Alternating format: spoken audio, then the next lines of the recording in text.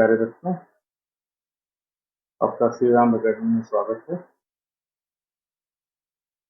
हमारे चैनल को सब्सक्राइब जरूर करिए और बेल आइकन को भी दबाएं जिससे कि आपको प्राप्त सूचना मिल सके। चलिए आज का topic plasma membrane. Plasma membrane क्या है? Each cell is surrounded by a membrane. एक मेम्ब्रेन से सराउंडेड होती है, कॉल्ड प्लाज्मा मेम्ब्रेन। कुछ सेल ऐसी भी होती हैं, जैसा कि इसके पहले के टॉपिक में जब आपको सेल वॉल बताया गया था वहां पर बताया था कुछ ऑर्गेनिज्म ऐसे होते हैं जिनके पास सिर्फ और सिर्फ प्लाज्मा मेम्ब्रेन होती है। कुछ ऐसे भी ऑर्गेनिज्म होते हैं जिनके पास प्लाज्मा मेम्ब्रेन के अतिरिक्त और भी कवरिंग होती है, तो बाहर की कवरिंग है, क्या कह सकते हैं? सबसे एक्सटर्नल बैरियर। क्या है ये?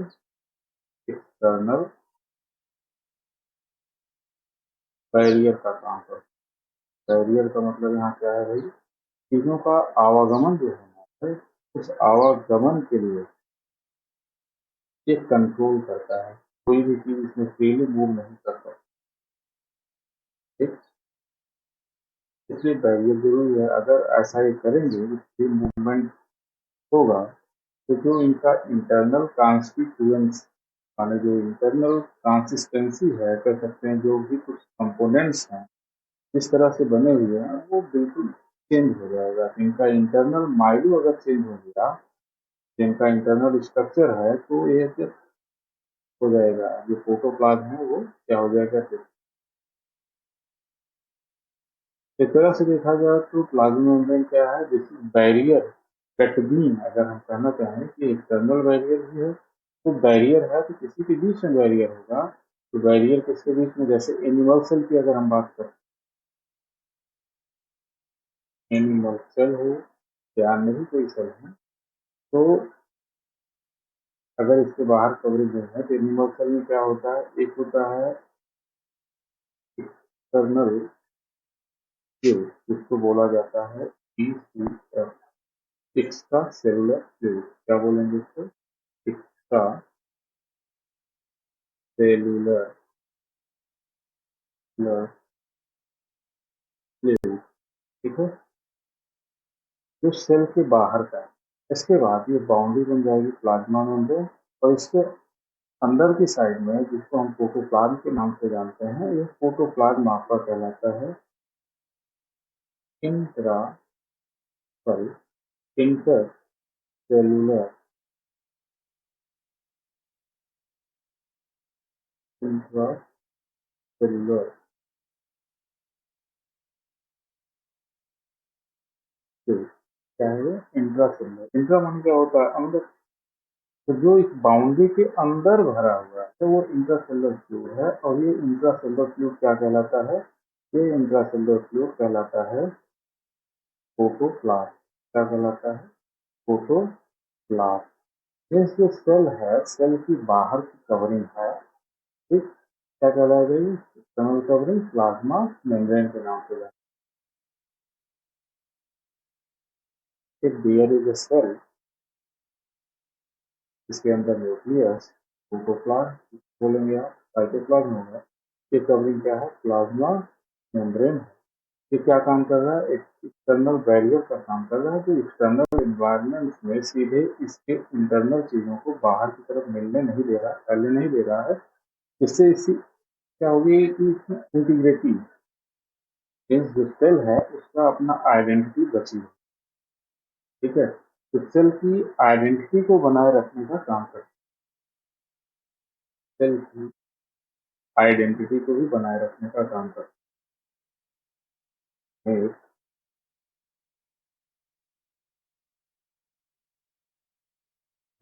आइडेंटिटी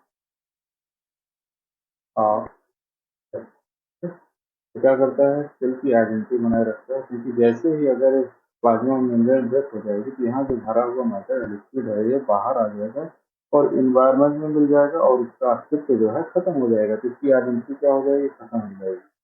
इस तरह से ये सेल को आइडेंटिटी भी प्रोवाइड करने का काम करता है। और साथ में मोस्ट सेल ऑर्गेनेल जो यूनिसेलुलर ऑर्गेनिजम्स हैं या मल्टीसेलुलर ऑर्गेनिज्म है, लेकिन सेल का टाइप क्या है? यूकैरियोटिक। यूकैरियोटिक सेल्स हैं। उन यूकैरियोटिक सेल्स में जो सब सेलुलर यूनिट्स होती है या सब सेलुलर पार्ट होते हैं, सब सेलुलर पार्ट माने इसके विभिन्न पार्ट से, जैसे कि आपने पढ़ा है न्यूक्लियस, आपने पढ़ा है माइटोकॉन्ड्रिया, सुना है माइटोकॉन्ड्रिया, और आपने पढ़ा है क्लोरोप्लास्ट। ये चार प्रोटीन स्ट्रक्चर के बारे में आप लोग भली भांति जानते हैं पहले की क्लासेस में भी, ठीक है। ये सारे स्ट्रक्चर जो है बाउंड्री जो इनकी होती है ये भी साइटोप्लाज्म में भी सेपरेट किए जाते हैं एक मेम्ब्रेन के द्वारा, ठीक है। तो इस तरह के यहाँ पर भी मेम्ब्रेन को सेपरेट करती है। इन सबको हम कॉमनली यूनिक मेम्ब्रेन के नाम से भी जानते हैं, प्लाज्मा मेम्ब्रेन। और जितनी भी अंदर पाए जाने वाली मेम्ब्रेन्स हैं जो सब सेलुलर पार्ट को सेपरेट करने का काम करती हैं, separate the sub cellular part from the cytoplasm are called unit membrane. को हम क्या बोलते हैं? यूनिट मेम्ब्रेन भी बोलते हैं, ठीक है। The membrane is in fact allow continuous flow of selected material। यहाँ टर्म है selected material, क्योंकि अगर सिलेक्शन नहीं करेगा जो भी आना जाना चाहेगा आएगा जाएगा तो भी दिक्कत है, क्योंकि इंटरनल माइलो जो है या कह सकते हैं इंटरनल जो स्ट्रक्चर्स है वो निश्चित रूप से क्या हो जाएगा? कांस्टेंट नहीं रहेगा, स्टेबल नहीं होगा। किसी के भी आने से उसका जो स्ट्रक्चर है वो क्या होगा? चेंज होगा, जिसके कारण लाइफ पॉसिबल नहीं हो पाएगी, ठीक है। The membranes that allow continuous flow of selected material across them as required from time to time. This is called selective permeable। इसीलिए क्योंकि यहाँ पर सिलेक्शन है चीजों के आवागमन पर, इसको हम क्या कहते हैं? सेलेक्टिव परमिएबल मेम्ब्रेन के नाम से जानते हैं। प्लाज्मा मेम्ब्रेन की प्रॉपर्टी है क्योंकि ये सिलेक्टिव है, सारी चीजें इससे होकर के क्रॉस नहीं कर सकती, तो जिसको चाहेगा उसको क्रॉस करेगा, जिसको चाहेगा उसको क्रॉस नहीं होने देगा, ठीक है। ये तो कुछ विशेषताएं भी होगी। What is plasma membrane? Plasma membrane is the external covering of a cell which control या which form a barrier and it separate the cell from the environment and act as a identity which makes the identity of the cell, कह सकते हैं। और ऐसी cell जो सिर्फ plasma membrane ही रखती है, उसके अगर एग्जाम्पल की बात की जाए तो विशेष रूप से आपका एक नाम आता है एनिमल। क्या है? Animal cell. इनके पास प्लाज्मा मेम्ब्रेन ही सिर्फ होता है एक्सटर्नल कवरिंग और कोई इनके बाहर कवर नहीं होती, जो कि सलवार है।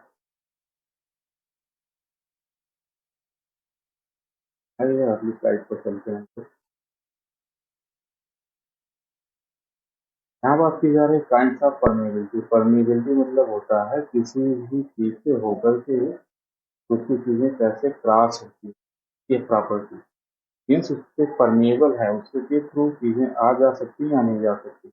एक शर्त एक चीज हो सकती है भाई जिसके थ्रू होकर के जाना वो किसी भी चीज के लिए परमिएबल है ना, ठीक है, उससे होकर के कोई भी चीज क्रॉस ना हो, ऐसी चीज को हम क्या बोलते हैं? इम्परमिएबल।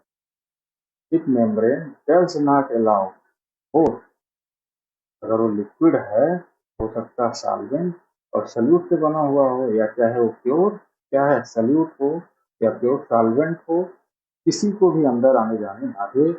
ऐसी मेम्ब्रेन या ऐसी वस्तुएं क्या कहलाती हैं? इम्परमिएबल कहलाती हैं। परमिएबल क्या है? जो किसी भी चीज को अलाउ कर दे, मीन्स सॉल्वेंट को अलाउ कर दे, सल्यूट को अलाउ कर दे, वही मॉलिक्यूल जो है पास कर जाएंगे फ्रीली, उनको हम क्या बोलेंगे? परमिएबल बोलेंगे। इसके थ्रू मेम्ब्रेन के थ्रू होकर के आपका सॉल्वेंट भी मूव करेगा और क्या मूव करेगा? सल्यूट भी मूव करे और बिल्कुल फ्रीली मूव करे। ऐसी मेम्ब्रेन क्या कहलाती है? परमिएबल मेम्ब्रेन कहलाती है। इसी टाइप की मेम्ब्रेन की अगर हम बात करते हैं that is the semi permeable membrane. Semi माने सम, कुछ चीजों के लिए तो परमिएबल है और कुछ चीजों के लिए क्या है? परमिएबल नहीं है, ठीक है। इसका मतलब क्या हुआ? सेलेक्ट कर रहा है, सेलेक्ट होकर के परमिएबल हो रही है, चीजों को सेलेक्ट करेगा उसको अलाउ करेगा, वही चीजें अंदर बाहर आ जा सकती है। अलाउज पेनिट्रेशन और move of only solvent molecules but not solute particles. तो इसमें से किसको अलाउ किया? सॉल्वेंट को। सॉल्वेंट सॉल्यूट से ज्यादा छोटा होगा। अगर सॉल्वेंट और सॉल्यूट के शेप में बहुत ज्यादा डिफरेंस नहीं हुआ तो दोनों चीजें इसके लिए परमिएबल हो सकती है। ठीक। चौथी चीज एक और टाइप आप ले सकते हैं, that is the semi permeable membrane के अलावा सेलेक्टिव परमिएबल मेम्ब्रेन। चौथी टाइप हो गई सेलेक्टिव परमिएबल मेम्ब्रेन। तो इसमें क्या है, मेम्ब्रेन अलाउ करता है सॉल्वेंट को भी और साथ में कुछ स्पेसिफिक सॉल्यूट पार्टिकल्स को भी मूव करने देता है। सेलेक्टिव परमिएबल में सिलेक्शन है पार्टिकल्स के आने जाने के, ठीक है, लेकिन सॉल्वेंट यहाँ से फ्रीली मूव कर रहा है तो इसके साथ साथ सिलेक्शन हो गया। लेकिन जो सेमी परमिएबल था वहाँ पे सॉल्वेंट तो मूव करता है लेकिन आमतौर पर क्या है, सॉल्यूट पार्टिकल बिल्कुल भी मूव नहीं करते हैं, या तो बिल्कुल दोनों के बीच के साइज में कोई डिफरेंस ना हो तो पॉसिबल है। ठीक है। और यहाँ पर आमतौर पर जो सॉल्वेंट यूज होता है सभी जानते हैं क्या है, ES2 वो है सेल के अंदर, और बाहर सॉल्वेंट क्या है, ES2 है। इसका मतलब ES2 के लिए सब फ्रीली परमिएबल है लेकिन सॉल्यूट के लिए फ्रीली परमिएबल नहीं है। कुछ सॉल्यूट को आने जाने का रास्ता प्रोवाइड करती है जो आ जा सकते हैं, और वो भी सेलेक्टिव हैं, जब जरूरत है तब आने जाने देंगे, ऐसा नहीं है कि हमेशा आने जाने देंगे। आना जाना है जब उसको जरूरत है तो गेट खोलेगा, नहीं आना जाना है तो गेट नहीं खोलेगा। इस तरह से ये सिलेक्टिव परमिएबल। ये तो थी प्रॉपर्टी ऑफ प्लाज्मा मेम्ब्रेन। अब हम लोग बात करते हैं इसका मॉलिक्यूलर स्ट्रक्चर क्या है। अगर मॉलिक्यूलर स्ट्रक्चर की बात की जाए तो प्लाज्मा मेम्ब्रेन बेसिकली 3 केमिकल से बना हुआ है। ठीक है। पहला केमिकल कंपोजिशन हम कर सकते हैं, पहले एक अलग चीज जान लेते हैं, what is the chemical composition of cell membrane. Chemical composition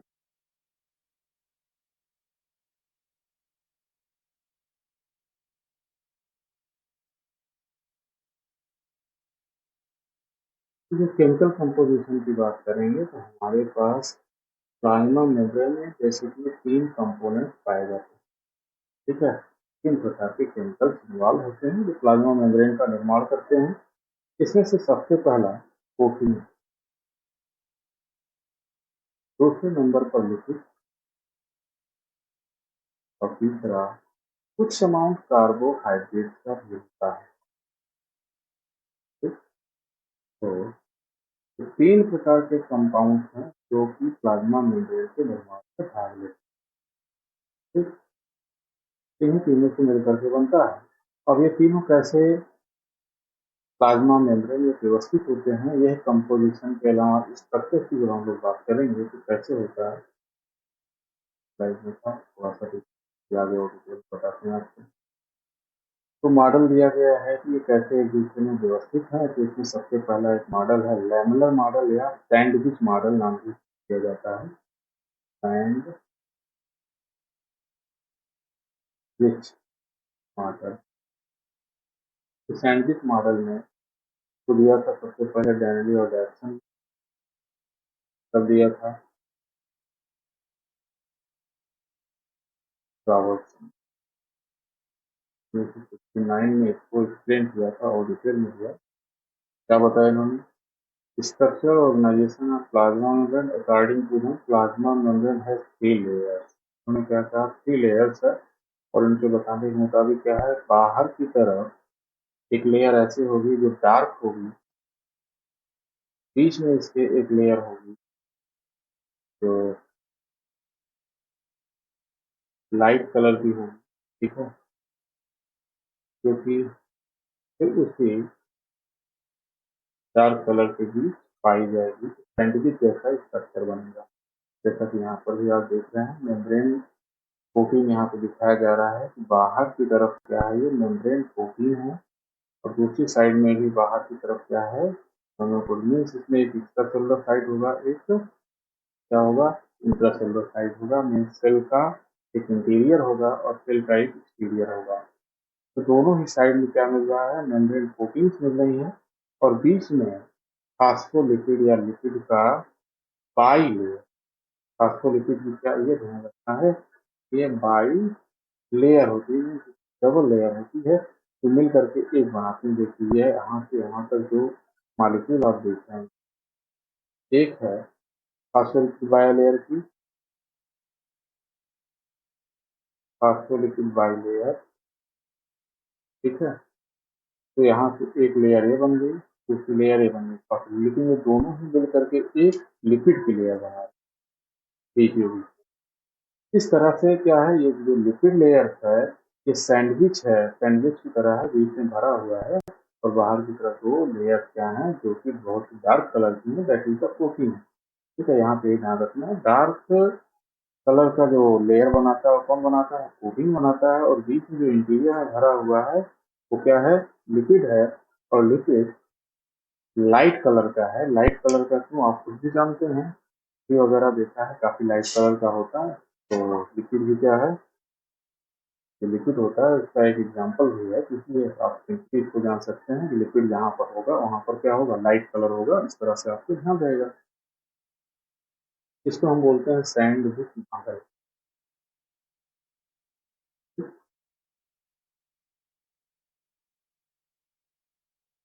इसके बाद एक दूसरा मॉडल आता है सिंगल निकोल्सन का मॉडल। ठीक है, उसमें क्या होता है आइए समझते हैं। यहाँ पे आपको ये मालूम चला कि लिपिड किसका बना हुआ है, फास्फोलिपिड का बना, किसका बना है, फास्फोलिपिड। और वो भी किस फॉर्म में है, बाई लेयर, बाई लेयर। ठीक है, और उसके बाद कार्बोहाइड्रेट के बारे में बस इतने जान लीजिए कि पाए जाते हैं ओलिगोमर, मीन्स 9 से 10 संख्या में ओलिगोमेरिक होते हैं ये नेचर में, अर्थात इसमें 9 से 15 ग्लूकोज मॉलिक्यूल जुड़े होते हैं आपस में। क्या होते हैं, छोटी चेन होती है जो बाहर आइडेंटिटी का काम करते हैं, पर्टिकुलर सेल को एक आइडेंटिटी पहचान देते हैं।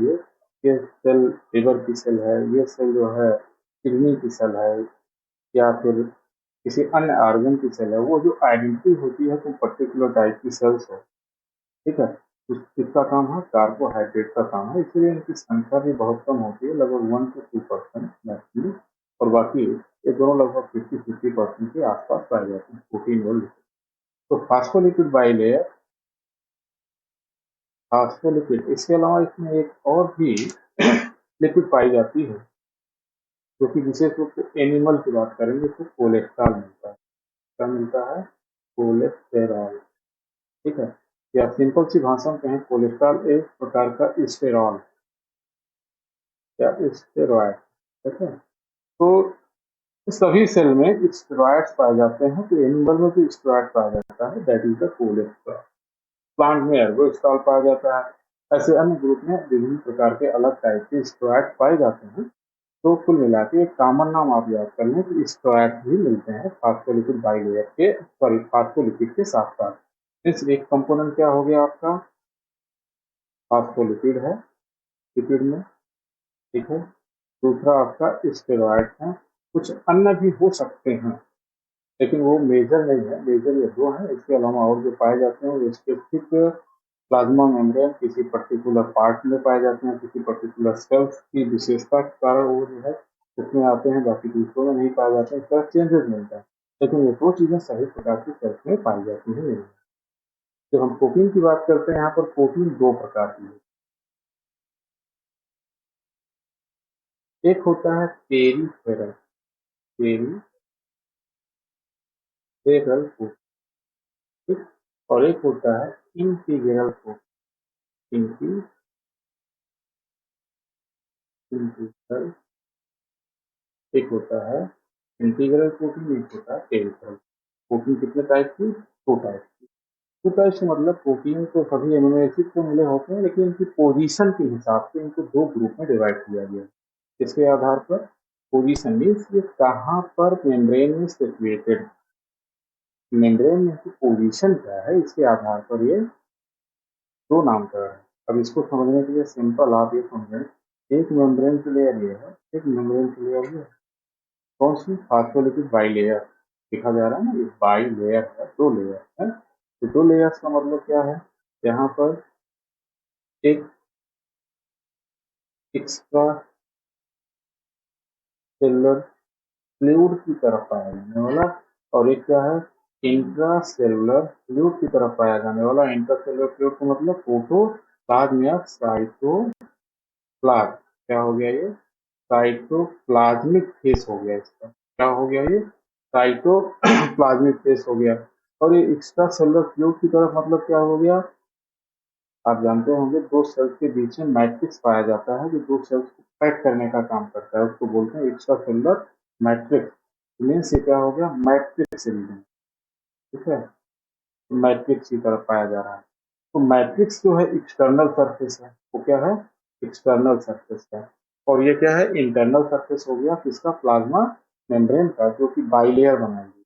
अब इसमें ये कहा जा रहा है एक पेरीफेरल। पेरीफेरी मतलब क्या होता है भाई? कोई चीज है उसका, अब एक पेरीफेरी रीजन ये बनेगा। ठीक है, एक पेरीफेरल रीजन ये हो गया एक्सटर्नल साइड में। दूसरा पेरीफेरल रीजन क्या हो गया?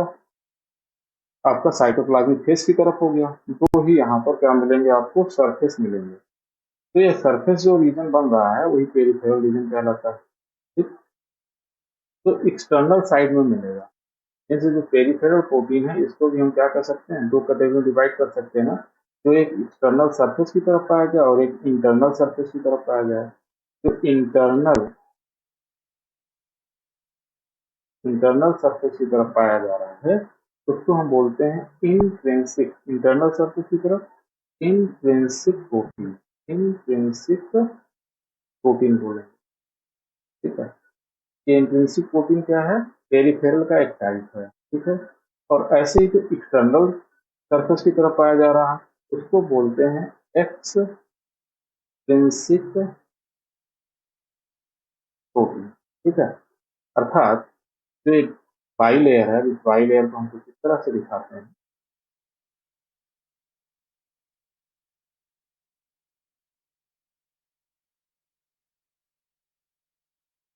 एक फास्फोलिपिड की दो लेयर।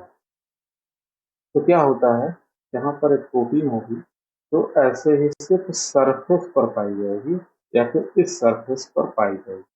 ठीक है, इस सरफेस पर पाई गई तो इसको क्या नाम दे देंगे? Intrinsic protein. इसको क्या नाम देंगे?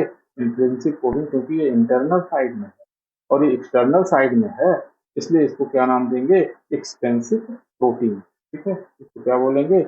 एक्सटेंसिव प्रोटीन बोलेंगे। तो ये दोनों एक्सटेंसिव प्रोटीन और इंटीग्रल, सॉरी, इंट्रिंसिक प्रोटीन और ये एक्सटेंसिव प्रोटीन किसके एग्जाम्पल हो गए? ये आपके पेरिफेरल प्रोटीन के एग्जाम्पल। ठीक है, और ऐसे ही जब बात करते हैं इंटीग्रल प्रोटीन, इंटीग्रल प्रोटीन का मतलब क्या होता है? जो इंटीग्रेटेड है, जो पूरा का पूरा क्या है? किसी चीज में समाया हुआ। तो समाएगा किसमें भाई?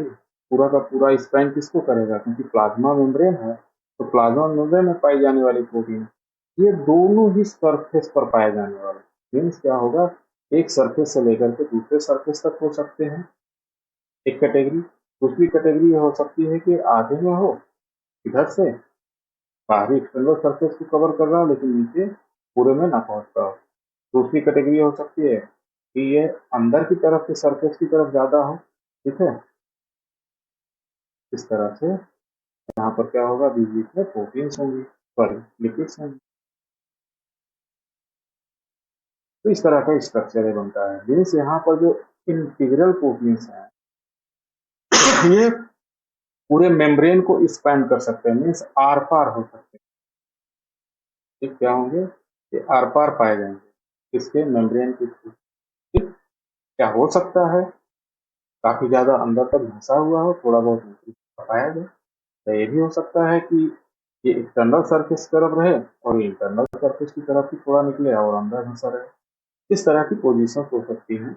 इसके आधार पर भी कुछ इनकी कैटेगराइजेशन किए जा सकते हैं इंटीग्रल प्रोटीन की, लेकिन ये सारी चीजें हम लोगों को हायर क्लासेज में 11th-12th में पढ़ना है, यहाँ पर नहीं पढ़ना है। बस यहाँ पर हमको ये समझना था इंटीग्रल प्रोटीन क्या होती है, जो पूरी प्लाज्मा मेम्ब्रेन में क्या होता है, काफी डीपली इंटीग्रेटेड होती है और फास्टली अटैच होती है। फास्टली अटैच होती है और इंटीरियर हिस्से में ढकी हुई है प्लाज्मा मेम्ब्रेन। और जो एक्सटेंसिव प्रोटीन्स हैं, पेरिफेरल प्रोटीन्स का एक्सटर्नल सरफेस पर पाया जाएगा तो एक्सटेंसिव हो गया। पेरिफेरल का दूसरा एग्जांपल जब इंटरनल सरफेस पर पाया जाए और सिर्फ इंटरनल सरफेस की तरफ सिर्फ सरफेस से ही अटैच्ड है तो क्या होगा, अगर हम इसको सेपरेट करना चाहेंगे तो इजीली सेपरेट हो जाएंगे एक्सटेंसिव और इंटेंसिव प्रोटीन। लेकिन इंटीग्रल प्रोटीन को सेपरेट करना आसान नहीं होगा क्योंकि एक अंदर तक घुसा हुआ है, तो पूरी प्लाज्मा मेम्ब्रेन डिस्ट्रॉय करने के बाद ही इस प्रोटीन्स को हम क्या कर सकते हैं, सेपरेट कर सकते हैं। ये खास बात थी। और ऐसे लिपिड की बात अगर करें तो यहाँ पर लिपिड की बात हो गई। यहाँ पर फास्फोलिपिड्स हैं, ठीक है। इसमें अगर आप ध्यान से देख रहे हैं ये राउंडेड स्ट्रक्चर, इसको हम लोग हेड बोलते हैं। और टेल जैसा स्ट्रक्चर जो दिखाई देता है ये टेल, ठीक है। और ये लिपिड की दो लेयर बनती है।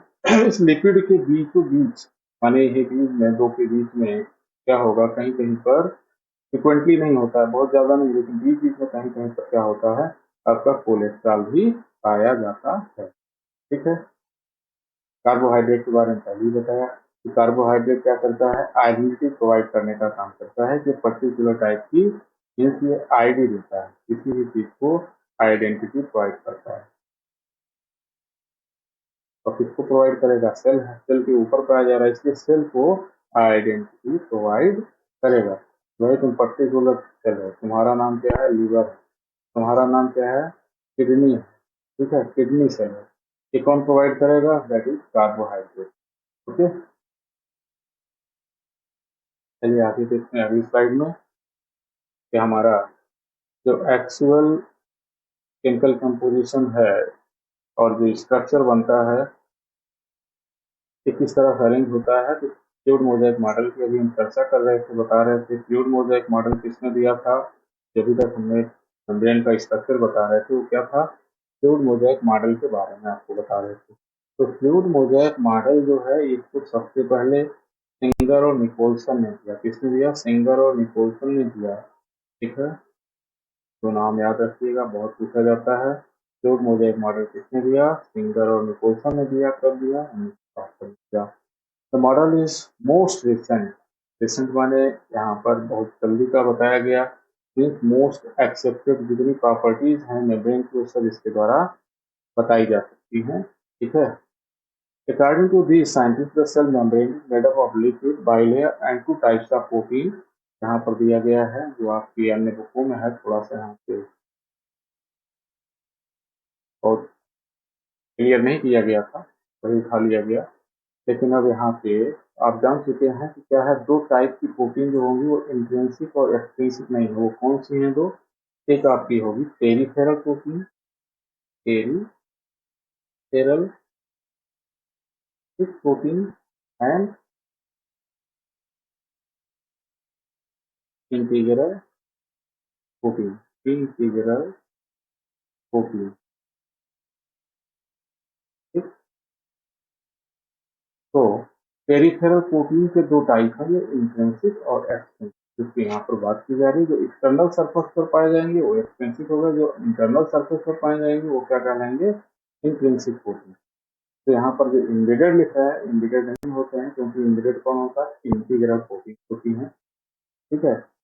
तो intrinsic proteins are present inside surface या कह सकते हैं cytoplasmic face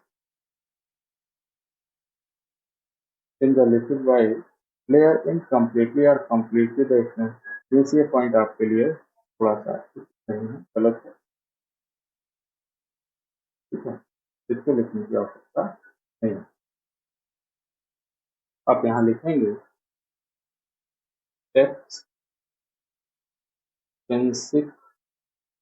protein. Extensive protein क्या है, क्योंकि एक्स्ट्रा सेलुलर मैट्रिक्स की तरफ पाया जाएगा। एक्स्ट्रा सेलुलर मैट्रिक्स सरफेस पर पाया जाए और सिर्फ सुपरफिशियली जुड़ा हो, मीन्स बहुत फास्टली अटैच्ड ना हो, ठीक। मीन्स जो इजिली सेपरेट किया जा सकता है। और इंट्रिंसिक प्रोटीन क्या होगा, इंट्रिंसिक कोटिंग, इंट्रिंसिक कोटिंग क्या होगा, ये इंटरनल सरफेस का मतलब यहाँ पे क्या है, आईसीएफ, आईसीएफ पहले बताया हूँ, intra cellular fluid that is the protoplasm surface, protoplasmic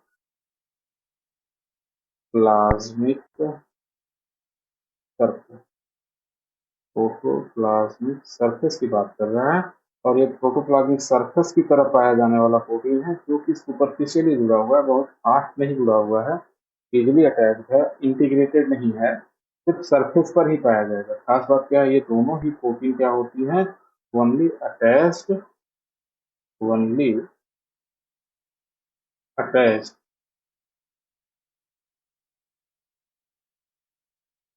on the surface, ये अंदर में नहीं धसी होती, ठीक है। तो ऐसी प्रोटीन क्या हो गई, एक्सटेंसिव प्रोटीन हो गई, इंट्रिंसिक प्रोटीन हो गई। इसके अलावा इंटीग्रल प्रोटीन जो होगी वो बाई मेम्ब्रेन के अंदर धसी हुई पाई जाएंगी, ठीक है।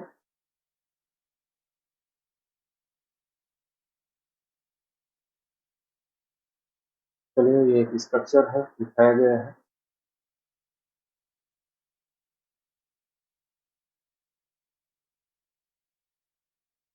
एक विशेष प्रकार का, जैसे आपको पहले बताया था, कोलेस्ट्रॉल होता है, हैपेनॉइड भी एक तरह का क्या है, स्टेरॉइड। ये क्या है, एक प्रकार का स्टेरॉइड है जो बैक्टीरियल सेल में विशेष रूप से पाया जाता है। तो यहाँ पर ध्यान देने की जरूरत नहीं है, हैपेनॉइड आप खा सकते हैं। लेकिन यहाँ पर स्ट्रक्चर आप देखिए, आपका बाई मेम्ब्रेन लेयर, ठीक है, एक लेयर ये है। तो यहाँ से लेकर के अगर आप ध्यान से देखें, ये स्ट्रक्चर यहाँ से लेकर यहाँ तक है, और ऐसे ही एक लेयर आपकी, ठीक है। और इसमें आप देखें, एक ये हेड है, तो पहले चर्चा आपसे कर चुका हूँ, ठीक है। फास्फोलिपिड, फास्फो,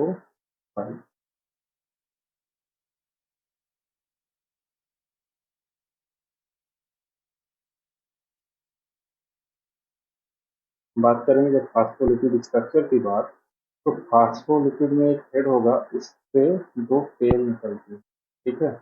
ये हेड है, ये हेड जो होता है ग्लिसरॉल प्लस फास्फोरिक एसिड से बनता है। किससे बनता है, आपकी एक्सटर्नल जानकारी माने एक्स्ट्रा जानकारी की है, ग्लिसरॉल और फास्फोरिक एसिड से बनता है। या कुछ और भी इंडायटी हो सकती हैं जो इस फास्फोरिक एसिड के साथ हो सकता है, अटैच हो जाए। लेकिन फास्फोलिपिड में मिनिमम कितना होगा, ये ग्लिसरॉल और फास्फोलिपिड इसके हेड में मिलेगा ही मिलेगा। इसके अलावा अगर और कोई कंपोनेंट जुड़ जाएगा तो उसका नाम थोड़ा सा चेंज हो जाएगा, पर्टिकुलर टाइप का फास्फोलिपिड कहा जाएगा, ठीक है। और इनके जो टेल होते हैं ये फैटी एसिड, ये क्या होते हैं, फैटी एसिड्स होते हैं, ये क्या होते हैं, फैटी एसिड। ये रीजन जो होता है, यहाँ पर चार्ज होता है, क्या होता है, चार्ज होते हैं, ठीक है। और ये चार्ज होने के कारण क्या होता है, हाइड्रोफोबिक होता है, सॉरी, हाइड्रोफिलिक, हाइड्रोफिलिक नेचर का होता है। और ये क्या होता है, हाइड्रोफोबिक होता है, हाइड्रोफोबिक। अब आइए हाइड्रोफिलिक और हाइड्रोफोबिक नेचर क्या होता है ये समझ लेते हैं। हाइड्रोफिलिक का मतलब होता है, हाइड्रो माना होता है यस, वाटर, क्या है, वाटर है, वाटर के प्रति जुड़ाव रखना, ठीक है, मीन्स वाटर लवर है, इस तरह से वाटर के साथ रहना पसंद करता है, ये वाटर की तरफ जाएगा, ठीक है ना। और यहाँ पे क्या है, कि वाटर के साथ जाएगा, और ये क्या होता है, वाटर से हीट करता है, इसलिए इसकी तरफ नहीं जाएगा, ठीक है। ये क्या हो गया, हीट करता है, ठीक है ना। और इसकी तरफ क्या होता है, अट्रैक्ट, इसलिए इसको क्या बोलते हैं, हाइड्रोफिलिक, और इसको क्या बोलते हैं, हाइड्रोफोबिक, ठीक है।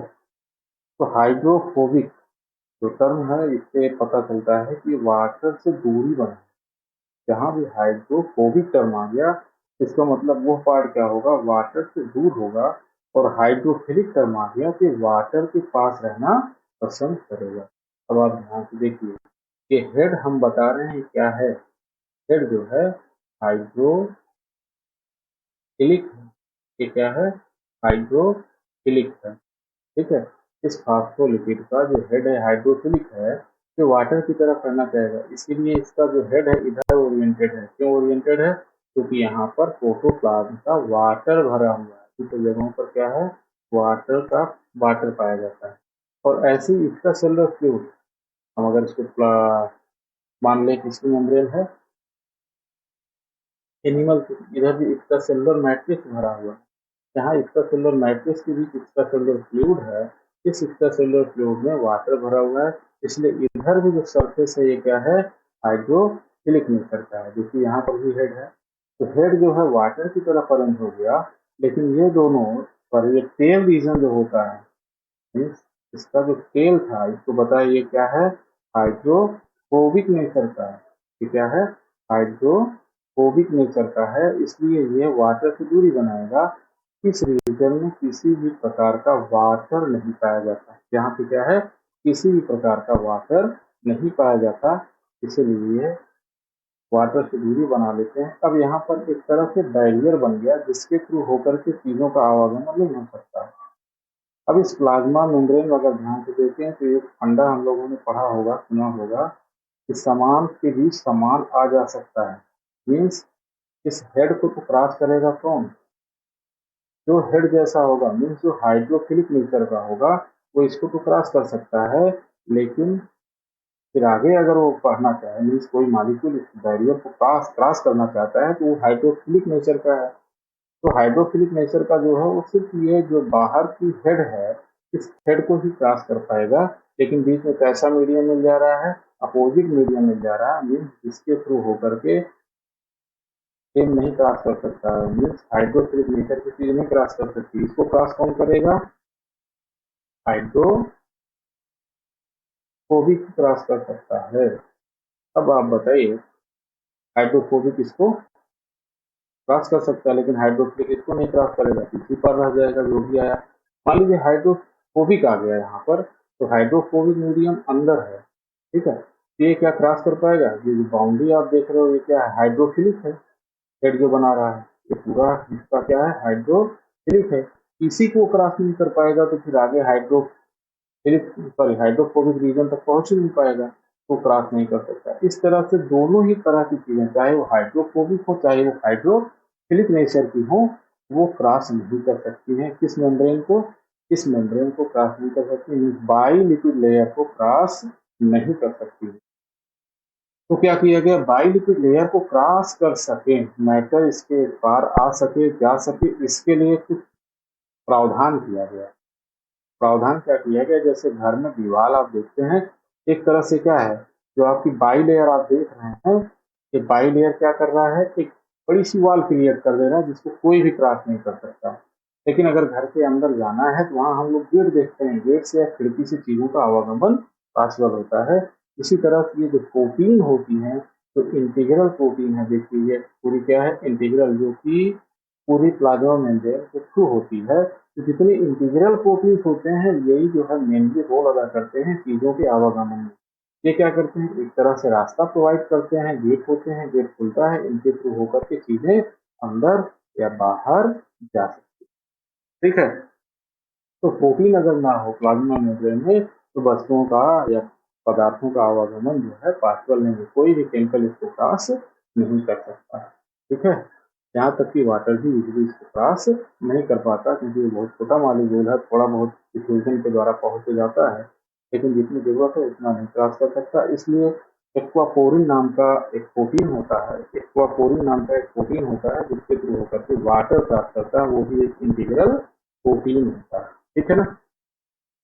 अभी ओलिगोसैकेराइड जो आप देख रहे हैं, ये क्या है, कार्बोहाइड्रेट है, जो बताया, जो इसको आइडेंटिटी प्रोवाइड करने का काम करता है। यदि जैसे कि दो प्रकार के हो सकते हैं, कुछ तो प्रोटीन से जुड़े होते हैं, और कुछ जैसे यहाँ पर आप देखिए किससे जुड़े हुए हैं, लिपिड से जुड़े हुए हैं। जो प्रोटीन से जुड़े होंगे उनको अलग नाम दिया जाता है, ठीक है, और जो लिपिड से तो आगे जानने की चीजें हैं। ग्लाइकोलिपिड बोलेंगे इसको, ठीक है, जो किससे जुड़ा हुआ है, लिपिड से जुड़ा हुआ है। और जो प्रोटीन से जुड़ा हुआ होगा उसको हम बोलेंगे ग्लाइकोप्रोटीन। क्या बोलेंगे उसको, ग्लाइकोप्रोटीन बोलेंगे, ठीक है। इस तरह से क्या हो गया, इंटीग्रल प्रोटीन आपने जान लिया क्या है, तो पूरी मेम्ब्रेन को देखिए क्रॉस कर रहा है, ये भी स्पैन कर रहा है, ये भी जो है क्रॉस कर रहा है, ये प्रोटीन है जो पूरा क्रॉस कर रहा है, यहाँ पर भी देखिए क्रॉस करने वाले, ये सब क्या है, इंटीग्रल प्रोटीन्स हैं, ठीक है। तो कुछ प्रोटीन सिर्फ यहाँ सरफेस पर ही पाए जाएंगे, जैसे ये है आपका, ठीक है। तो ये क्या है आपका, क्योंकि ये अंदर की साइड में है इसलिए इसको हम बोलेंगे इंट्रिंसिक प्रोटीन। क्या होगा, ये इंट्रिंसिक प्रोटीन होगा। ऐसे ही यदि सरफेस पर पाया जाए, जैसे यहाँ पर ही कोई एक प्रोटीन ऐसे लग जाए तो फिर बाहरी सरफेस है, इसको हम क्या बोलेंगे, एक्सट्रिंसिक प्रोटीन बोलेंगे। क्या बोलेंगे, एक्सट्रिंसिक प्रोटीन बोलेंगे। अगले एक और फिगर में देखते हैं थोड़ा डिटेल में, उसमें भी है।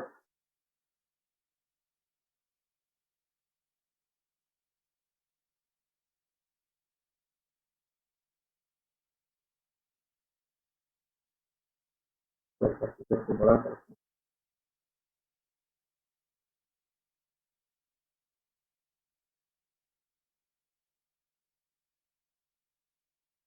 देखिए यहाँ पर वो साफ साफ देखा भी है, ये क्या है, फिलामेंट सब साइटोस्केलेटन, साइटोस्केलेटन एक स्ट्रक्चर होता है जिसके बारे में आगे आपको बताएंगे, जो बताया जाएगा कि सेल के अंदर कौन कौन से सेल ऑर्गेनेल्स पाए जाते हैं, तो वहाँ पर इसकी चर्चा होगी जो सेल को शेप देने का काम करते हैं। कौन, फिलामेंट्स ऑफ साइटोस्केलेटन, तो ये होते हैं जो कि फिक्स करने का काम भी करते हैं प्लाज्मा मेम्ब्रेन को, जिससे कि ये प्लाज्मा मेम्ब्रेन बह करके दूर न चला जाए, क्योंकि जो लिपिड होता है ये लिक्विड फॉर्म का होता है, इसी को तैरता रहता है, ठीक है। तो यहाँ पर देखिए ग्लाइकोलिपिड है, क्यों ग्लाइकोलिपिड है, क्योंकि ये लिपिड से जुड़ा हुआ कार्बोहाइड्रेट, ठीक है। Transmembrane protein, transmembrane protein उसी का नाम है, इंटीग्रल प्रोटीन का एक नाम, जो कि पूरे के पूरे को क्या करता है, स्पैन कर दे, ऐसे को हम ट्रांस मेम्ब्रेन प्रोटीन कहते हैं, ठीक है। तो कैसे होते हैं पहले बताया था, यहीं तक मिलेंगे, इनके लिए अलग नाम उपयोग किया जाता है, तो ये चीजें आगे की क्लास में है। एक्स्ट्रा सेलुलर फ्लूइड है ये, यहाँ पर जो है आपको एक बात को ध्यान रखना है कि जो ये ग्लाइकोप्रोटीन्स हैं या ग्लाइकोलिपिड्स हैं, बेसिकली जो कार्बोहाइड्रेट्स होता है वो सिर्फ extra cellular fluid means ECF की तरफ ही पाया जाता है, यानी जो साइटोप्लाज्मिक सरफेस होता है इधर किसी भी प्रकार का कार्बोहाइड्रेट नहीं होता, कार्बोहाइड्रेट नहीं होता, ठीक है। इसकी वजह से मेम्ब्रेन जो होते हैं पोलर हो जाती है, मीन्स इसके दो सिरे बन जाते हैं, एक ऐसा सिरा है, एक ऐसा सरफेस जिस पर क्या मिल रहा है, कार्बोहाइड्रेट मिल रहा है, दूसरी तरफ नहीं। इसी तरह से जो मेम्ब्रेन में पाई जाने वाली प्रोटीन्स हैं इसको भी क्या करती है, पोलरिटी प्रोवाइड करती है।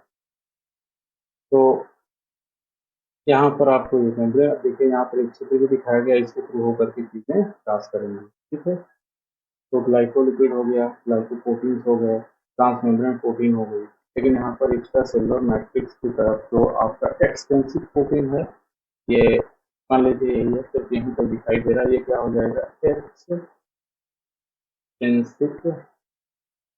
प्रोटीन, ठीक है। ऐसे अगर इस सरफेस पर कोई प्रोटीन होगी तो उसको हम बोलेंगे क्या, इंट्रिंसिक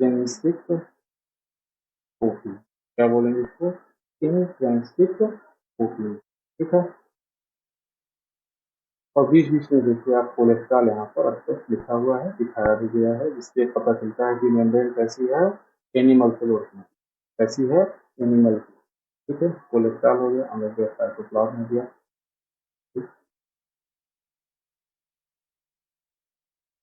फंक्शन का प्लाज्मा मेम्ब्रेन, प्लाज्मा मेम्ब्रेन के क्या क्या फंक्शन, एक चीज आपको मैं बता रहा था, थोड़ा सा छूट गया, मेम्ब्रेन जो है इसमें जो आपकी लिपिड लेयर दिखाई देती है, ठीक है, ये फ्लूइडी नेचर का होता है, ये कैसा होता है, फ्लूइडी नेचर का होता है, इसके बीच बीच में क्या होती है, प्रोटीन होती है, ठीक है।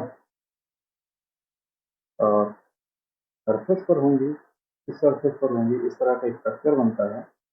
और ये जो प्रोटीन है एक तरह से फ्लूइड मोजाइक मॉडल तो इसलिए नाम दिया गया फ्लूइडी नेचर होने के नाते। लिपिड क्या होता है, फ्लूइडी नेचर का, फ्लूइडी नेचर का होता है, इसलिए इसको क्या कहा गया, फ्लूइड मोजाइक मॉडल कहा गया। मोजाइक इसलिए कहा गया क्योंकि यह जो प्रोटीन होती है इसको मोजाइक लाइक अपीयरेंस देती है, बीच बीच में धब्बे सब दिखाई देता है, पार्ट्स दिखाई देते हैं, इसलिए वो मोजाइक लाइक दिखता है, इसलिए क्या कहा गया, फ्लूइड मोजाइक मॉडल नाम दिया। ठीक है, इसके कारण प्रोटीन के कारण ऐसा होता है, ये सब क्या है, प्रोटीन्स हैं। ठीक है ना। अब ये एक टर्म यहाँ पर स्पेशली दिया जाता है जो कि फिंगर और निकोल्सन के द्वारा ही दिया गया था कि लिपिड के सी में, लिपिड क्या बनाता है, एक सी है, सी। ठीक है, क्या बनाता है ये, सी है, लिपिड का क्या है, सी है, सी ऑफ लिपिड्स, ऐसे कहिए, सी ऑफ लिपिड्स। ठीक है ना। में क्या होता है, आइस लैंड के बारे में आप जानते हैं, समुद्र में क्या होता है, आइसलैंड पाया जाता है, लेकिन वो जो आइसलैंड होते हैं वो क्या होते हैं, एक जगह पर फिक्स होते हैं।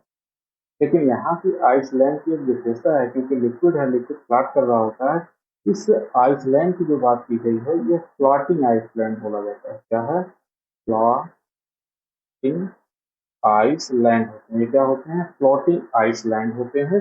तो फ्लोटिंग आइसलैंड क्या होता है, इस लिक्विड के समुद्र में तैरते रहते हैं। लैंड लाइक स्ट्रक्चर जो दिखाई देता है समुद्र में, किसके समुद्र में, लिक्विड के, ठीक है, वो फ्लॉट करते रहते हैं।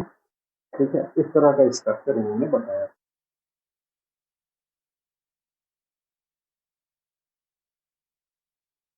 नेक्स्ट वर्क देखना था हम लोगों को, इसका फंक्शन कहते हैं। ठीक है ना।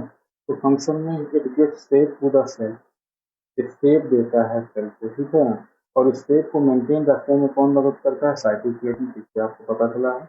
It maintains identity, identity means environment इसको मिलने नहीं देता है, और पर्टिकुलर सेल की भी जो आइडेंटिटी प्रोवाइड किया जाता है वो मेम्ब्रेन के द्वारा प्रोवाइड किया जा रहा है। दोनों बातें। It keeps the cell content in place, एक निश्चित प्लेस के अंदर प्रिवेंट करके रखता है। They are mixing with extracellular matrix, क्योंकि जहाँ पे एक्स्ट्रासेलुलर मैट्रिक्स होगा वहाँ एक्स्ट्रासेलुलर मैट्रिक्स मिल जाएगा, एक्स्ट्रासेलुलर नहीं होगा वहाँ एनवायरमेंट से मिल जाएगा। मीन्स जो इसका एनवायरमेंट होगा, चाहे वो एक्स्ट्रासेलुलर मैट्रिक्स हो या सीधे एनवायरमेंट हो, जैसे यूनिसेलुलर ऑर्गेनिज्म होंगे तो एनवायरमेंट से मिल जाएगा। ठीक है। तो ये मेजर फंक्शन है। इसके बाद कुछ और फंक्शन हैं, देखते हैं।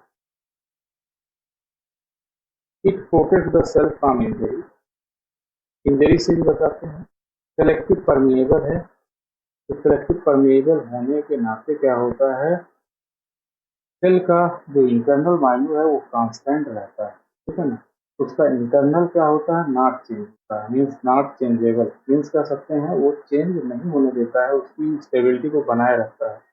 इंटरनल स्ट्रक्चर की जो स्टेबिलिटी है उसको मेंटेन करने का काम कौन करता है, प्लाज्मा मेम्ब्रेन करती है। ठीक है ना। Internal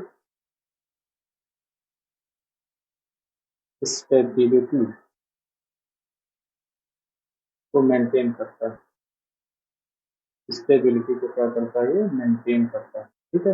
it half Organics with in the cytoplasm, अगर ये प्लाज्मा मेम्ब्रेन ना होती तो यूकैरियोटिक सेल की क्या है बेटा, ओरिजिन हो ही नहीं सकती। ठीक है ना। अगर उसकी ओरिजिन हो गई है इसका मतलब क्या है, ऑर्गेनिक्स बने तो किसके कारण बने, प्लाज्मा मेम्ब्रेन के कारण बने। It junction keep within the cell, it's junction keep within the cell, within the cell में इनको अपने प्लेस पर बनाए रखे। It's junction keep the cell या फिक्स द सेल, एक स्थान पर क्या करते हैं वो फिक्स कर देते हैं। मीन्स दो सेल्स हैं और सेल की जो मेम्ब्रेन है, आप जानते हैं मान लीजिए मेम्ब्रेन है, इनके लिए क्या होता है, बहुत फास्ट पैकिंग होती है, हर सरफेस पर नहीं होगी, तो सेल्स के एक ऐसे रीजन में कम से कम होगी जो एक दूसरे को बहुत फास्टली क्या करते हैं, क्लैंप करके रखते हैं, बहुत तेजी से पकड़ के रखते हैं। ठीक है ना। तो इस क्लैंप जैसे स्ट्रक्चर जो बनते हैं कई प्रकार के हो सकते हैं, इन्हीं को हम बोलते हैं junction. Junction between plasma membrane अलग अलग तरह के होते हैं, टाइट जंक्शन, गैप जंक्शन, आप नाम से जाना जाएगा, इंटरव्यू पढ़ेंगे। यहाँ पर जंक्शन बनता है, दो को जोड़ने के लिए जंक्शन होता है, दो सेल्स आपस में जो जुड़ी होती है वो सेल्स क्या होती हैं, बढ़ करके तो दूसरी जगह नहीं जाएंगे। ठीक है, क्योंकि उनके चारों तरफ क्या है, वाटर है, एक्स्ट्रासेलुलर मैट्रिक्स में वाटर, प्लाज्मा मेम्ब्रेन में तो वाटर, तो कहीं भी बह के जा सकते थे। इसलिए क्या होता है, ये जंक्शन बन जाते हैं दो सेल्स के बीच, और ये जंक्शन कौन बनाता है? आपकी प्लाज्मा मेम्ब्रेन बनाती है। प्लाज्मा मेम्ब्रेन जो जंक्शन बनाती है, उस जंक्शन के कारण दो सेल एक जगह पर ही रुके होते हैं, वो अपना स्थान नहीं छोड़ते हैं। तो fix the place of the cells in the tissue, ठीक है। तो आपकी मेजर फंक्शन हो गए। बाकी दूसरा एक मेजर फंक्शन आप पहले भी जान चुके हैं कि ट्रांसपोर्ट जो होता है वो क्या होता है? मेम्ब्रेन के थ्रू होता है।